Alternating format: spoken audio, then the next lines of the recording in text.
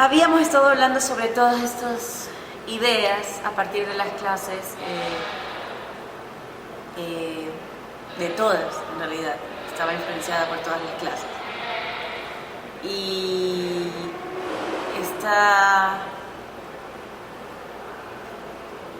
esta idea sobre la memoria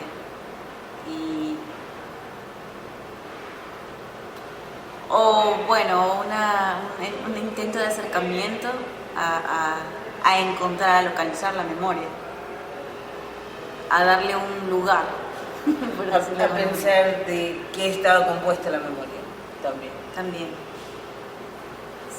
lo que constituye la memoria, y está también esta idea mía sobre el movimiento que me llevaba a la búsqueda, o que me generaba este cuestionamiento sobre la ausencia de la movilidad, del movimiento, mejor dicho, la ausencia del movimiento, si era posible, si se daba en algún punto, en algún lugar, en algún espacio, en algún momento.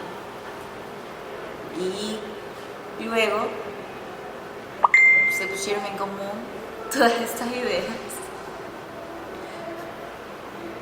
al ver un filme, al ver Big Fish, un filme de Tim Burton, que tocaba la idea nos acercaba a esta idea de la memoria atravesada por la subjetividad y el relato a partir de la memoria. Porque también en ese momento estabas pensando, para tu trabajo de historia del arte, acerca de cómo el sujeto es parte de la historia o cómo su relato se configura dentro de la historia, ¿no? Y entonces se conectaban estas dos cosas. Y cómo varía también el relato a través de cada subjetividad. Claro, cómo varía el relato a través de cada subjetividad. Entonces, y como en Big Fish veíamos esto de que el hijo pensaba que todo esto eran impostaciones de su padre, pero en realidad cuando luego ya conoce a todos esos amigos de su padre se da cuenta que todo lo que le contó es real, pero está atravesado por la subjetividad y por las imágenes a las cuales él había acercado a estas otras personas que conocía. Entonces, a partir de eso, pensábamos acerca de la necesidad, o al menos yo que en ese momento me estaba cuestionando mucho sobre qué era la memoria, qué es la memoria, qué la constituye, dónde está, cómo se divide. Entonces, a partir de eso comenzamos a pensar, y también con esta noción del movimiento, de la inmovilidad, de lo micro, de lo macro. ¿Por qué se asume que la memoria, que la mente, porque luego pasamos de la memoria a la mente como algo más abarcador? Porque ya no solamente apelaba a la memoria, apelaba también a la imaginación. Exacto. Y entonces estaba este asunto de por qué la mente debe ser un punto fijo. Claro, y luego comenzamos, al menos yo me acerqué a Rollazco y las cosas se complicaron más porque me obsesioné mucho con esto en el sentido de pensar esto de que esta manera de creer que la mente está en el cerebro, además porque al tiempo comenzamos a hacer como un ejercicio, ¿no?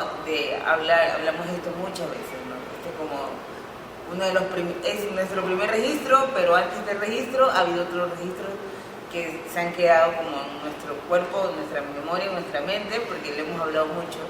Y entonces, y notamos como la gente, porque le hablábamos en varios espacios, en la calle, en las ferias, etcétera, etcétera, como la gente se incomodaba por este constante preguntarse, porque para nosotros este proyecto es una pregunta. Y la verdad es como, más que buscar contestar, queremos repensar esa pregunta, porque a partir como esto de que decía Roy Ascott de las metáforas que ya tienen una fecha de vencimiento, pero que se las sigue teniendo como verdaderas, entonces pensábamos por qué, si aún no se ha comprobado que la mente está en el cerebro, casi todas las personas a las que les cuestionábamos o les preguntábamos por la ubicación de la mente siempre nos decían con total seguridad que está en el cerebro y que dejásemos de indagar más ahí. Que era obvio. Que era obvio y que no necesitaba demostrarse, y entonces a mí me hacía pensar también, porque me comenzaba a cuestionar mucho por mi proceso de vida, etcétera, etcétera, esta división de la cabeza como que si casi no fuera parte del cuerpo. Es como esta generalización de cuando la gente dice, no, la cabeza es como que si fuera un globo que no fuera parte de un cuerpo, ¿no? Como que si solo ese fuera un órgano pensante y el resto no pensar. Claro, y es el asunto del cuerpo pensante. Exacto. Y entonces, a partir de la pregunta de dónde está ubicada geográficamente nuestro cuerpo en la mente, comenzamos a trabajar en esta idea, en esta hipótesis. Porque sentíamos la necesidad de buscar otras probabilidades, otras metáforas acerca de este punto o de este central base de datos. Aún no sabemos porque es como súper extensa, pero que creemos que no está que no es una cosa estática, que no es una cosa fija, ¿no? Y también, asimismo, como pensábamos, si comenzamos a pensar y a pensar que la inmovilidad no existía, también a partir de ahí comenzamos a pensar por qué existía una palabra para nombrar una cosa que no existe, ¿no? Y entonces comenzamos a darnos cuenta que, por ejemplo, podría ser que la gente vea como movilidad el desplazamiento. Entonces luego dijimos, no, por ahí no va. Y luego también como pensar lo macro, que cuando las cosas en lo macro no se mueven, quizás exista la inmovilidad. Aparentemente. Y entonces luego también comenzamos a pensar en la saturación, en el movimiento, como inmovilidad, ¿no? Como esta imagen del trompo cuando gira tan rápido que cuando uno lo mira parece que está detenido. Y por último pensamos que también esto de la movilidad tenía que ver con las funciones. Por ejemplo, decía, si yo estoy acostada y respiro, hay movimiento. Y entonces yo decía, quizás eso, por considerarse funciones vitales, se le quita su atribución o su calidad de movimiento y se piensa como una función. Es decir, es necesario que para que esta persona siga existiendo, respire. Y por lo tanto no se está moviendo, solo está existiendo, funcionando. Y a partir de esas cosas, ¿no? De esas cosas súper establecidas, decidimos focalizarnos en este punto que era la mente y trabajar sobre eso. Entonces, a partir de esto, para elaborar una hipótesis propia, comenzamos a estudiar las hipótesis ajenas, ¿no? Entonces, y la mayoría de esas dice que la mente, obviamente, está en el cerebro, ¿no? O sea, obviamente desde el punto de vista. Específicamente una. Ajá. Decía que la mente se encuentra en el cerebro, pero lo que nos pareció interesante de esta teoría es que hablaba de los recuerdos como el proceso de formación de recuerdos, ¿no? Y el proceso de la formación de la imaginación. Es decir, no como una cosa que ya está establecida, sino como una cosa procesual, que se forma. Hay pasos. Claro, que hay unos pasos. Y otra de las cosas que nos resultó muy interesante era que decía que en el cerebro, para la formación de recuerdos, se usaban 4 zonas, ¿no? Que eran la zona límbica, etcétera, etcétera, que luego la ilustramos mejor. Y entonces, pero también está el hecho, el orden, que para la imaginación son las mismas zonas, tanto para la formación de recuerdo como para la imaginación, pero solo se altera el orden. Y o sea, llegan a los mismos lugares, ajá, pero en un orden distinto. En un orden distinto, porque estaban numerados como 1, 2, 3, 4, ciertas zonas, y el otro era 1, 2, 3, 4, esas mismas zonas, pero distribuidas de otra manera. Y entonces nos hacía pensar de qué interesante es esto del desplazamiento y cómo está ligado el recuerdo a la imaginación. El movimiento. Y al movimiento. Habíamos pensado que si no queríamos localizar este punto únicamente en un lugar fijo, como el que se supone normalmente, el de la cabeza, que una cosa que estaría más cercana, aunque no del todo, a lo que teníamos pensado era más una cosa como la de los puntos de los chakras, que están en diferentes lugares del cuerpo, pero que aún así son puntos fijos. Es decir, está cada uno de los chakras, pero no se van a todo el cuerpo, están únicamente en ciertos puntos específicos. Incluso esto era bastante limitante para la idea que teníamos, pero partiendo de ahí pasamos a la idea de que hubiera muchos más puntos que estos y que de hecho fueran puntos que puedan moverse como en espiral, habíamos dicho. Claro. Pensando también en la fluctuación, porque pensamos también que si lo que sucede en lo macro sucede en lo micro, es decir, si hay todo este movimiento cósmico y todo este movimiento de la energía que constantemente está moviéndose y generándose y nunca se crea ni se destruye, sino que se transforma, entonces pensábamos así también que la mente pueden hacer estos puntos que comienzan a transitar por todo el cuerpo, ¿no? Estos puntos que están por todo el cuerpo y a veces pueden estar unos más cerca de otros, otros más distantes. Y aún así hay puntos que focalizados, por decirlo de una manera, es decir, cuando estamos conscientes de cierta parte del cuerpo, de lo que experimenta esa parte del cuerpo, habría un punto de mente focalizado. Que era lo que tú planteabas como los continentes. Claro, entonces de ahí parte también esta idea de el cuerpo dividido en una especie de continentes, por llamarlo de alguna manera, que más que irse a un asunto de la división de las partes, está relacionado con la experiencia de cada una de estas partes. No percibimos el mundo, lo que nos rodea, de la misma manera con las manos que con los pies. No es la misma sensación, ni con la cara, ni con... O sea, incluso hay una diferencia entre el dorso de la mano y la parte interna en relación a la percepción que tenemos del mundo.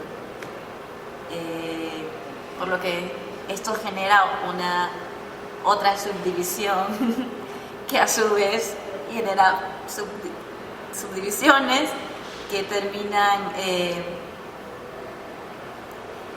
focalizadas en puntos muy pequeños, microscópicos, que son las que llegamos a llamar ciudades.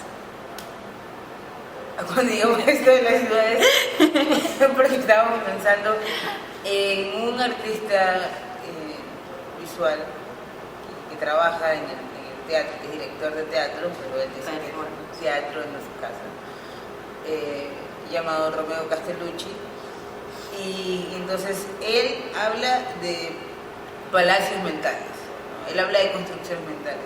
Y todo el tiempo en su trabajo él está pensando en cómo transponer las cosas que suceden al interior de los cuerpos o de las materialidades a espacios arquitectónicos. Entonces, siguiendo esta idea que él tiene de trasladar, de pensar como en palacios mentales, edificios, habitaciones y estas cosas, fue cuando comenzamos a pensar en esta ciudad-mente, ¿no? Que era como pensar que cada uno de estos puntos pequeñitos, medianos, montados o cercanos, son ciudades, ¿no? Y en estas ciudades hay edificios, y estos edificios son los que están divididos en plantas, y cada planta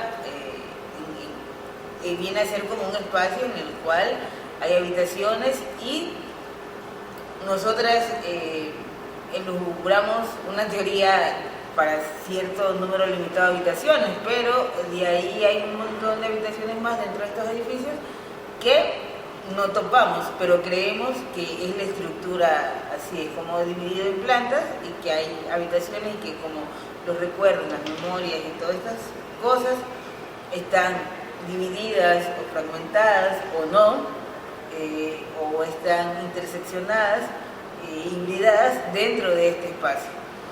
Y bajo este pensar de estos edificios es cuando comenzamos a hacer una distinción entre lo que vendría a ser la memoria o los recuerdos y la imaginación. Y entonces veíamos que como los recuerdos serían unos edificios que se verían ya formados. O sea, los edificios de los recuerdos se crearían a partir de la experiencia, es decir, es como si la experiencia, al estar en contacto, al crearse la experiencia del contacto del exterior con esta parte del cuerpo, estructurara, creara el edificio, del edificio del recuerdo. Pero antes de existir el edificio del recuerdo, en este espacio había un edificio de la imaginación. Claro, un edificio transparente. Yo les decía que yo lo veía como un edificio casi gelatinoso, transparente, difuso, que colapsa, ¿no? En el momento en que lo que he imaginado, es decir, me imagino este encuentro, me imagino yendo a verme con X personas, ¿no? Entonces, en el momento en que yo me encuentro con esa X persona, este edificio de la imaginación se derrumba, colapsa, y a partir de ahí emerge un edificio del recuerdo totalmente diferente. Es decir, que toma su lugar porque la imaginación nunca será igual nunca será incluso puede ser parecida en algún porcentaje, pero nunca exactamente igual. Claro, no es una réplica. Y no es un edificio, y el de la imaginación nunca va a ser un edificio con esta estructura estable. Claro, siempre está como en movimiento, porque es pensar que es como una cosa que se arma, pero también pensábamos, como creemos que los recuerdos son formados, porque nosotras creemos en la formación de los recuerdos, no en una cosa instaurada. En la afectación del hecho por la subjetividad. Claro, entonces, esto también, al ya formarse, al crearse, entonces es como pensar en construir este edificio que luego de que pase la experiencia ya queda establecido, pero el de la imaginación, como está en constante movimiento y aún no ha sido atravesado por la experiencia, porque para nosotros lo importante era pensar que lo que marca el colapso y el emerger del otro edificio es la experiencia, ¿no? Porque y además cuando pensábamos acerca de esta noción de la construcción de edificios, que además nosotros tenemos la imagen de que es como muy rápido, es como caer y por ahí mismo levantarse otro, que no es una cosa como paulatina, porque es una cosa pensábamos dividirlo por días, debatimos sobre si sería por día, por semana, por unidades de tiempo preestablecidas, ¿no? Pero luego nos dimos cuenta que si estábamos como que cuestionando otras metáforas, como la movilidad, la inmovilidad y la ubicación de la mente, como sesgarnos a una metáfora que también es el tiempo, sería muy arbitrario, y pensamos más bien, o suponemos o hacemos el ejercicio de crear esta hipótesis de que estos edificios se crean con cada experiencia, es decir, a cada paso, a cada experiencia que tengo, se va creando este nuevo edificio, porque como los puntos son tantos e innumerables dentro de nuestros cuerpos, Por eso no es que un punto es un edificio, un punto es una ciudad, y dentro de esas ciudades hay un montón de edificaciones. Edificios mentales. Y edificios mentales. Y entonces luego de todo esto, pensamos cómo llevar todo aquello en lo que habíamos estado pensando a un lugar o a un espacio. ¿Cómo hacerlo tangible? ¿Cómo que la gente pueda ver aquello en lo que estábamos indagando? Y hemos pensado en la instalación, en una instalación performática que por la envergadura que tiene, hablamos de ella, la boceteamos, pero no la hemos materializado. Bueno, pero básicamente la idea sería que en un espacio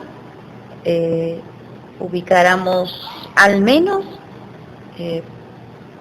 5 o máximo de 6 habitaciones de las que hablábamos, que estarían en cada uno de los pisos de estos edificios mentales. Aparte de este espacio, de las 6 habitaciones, hay una extra, que técnicamente no está dentro de los edificios mentales, pero creemos es necesaria para la experiencia.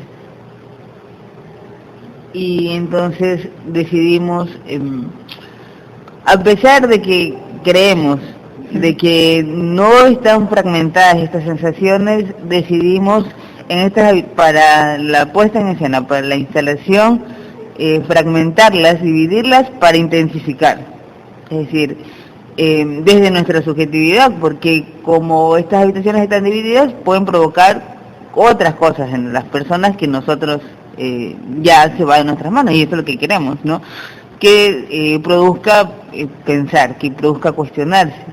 Y hemos dividido las habitaciones en sonoridad, olores, colores, texturas, imágenes y fechas, ¿no? Entonces era esas 6 habitaciones segmentadas, y esta otra habitación que tiene que ver más bien con la experiencia y la subjetividad y las asociaciones de cada persona, ¿no?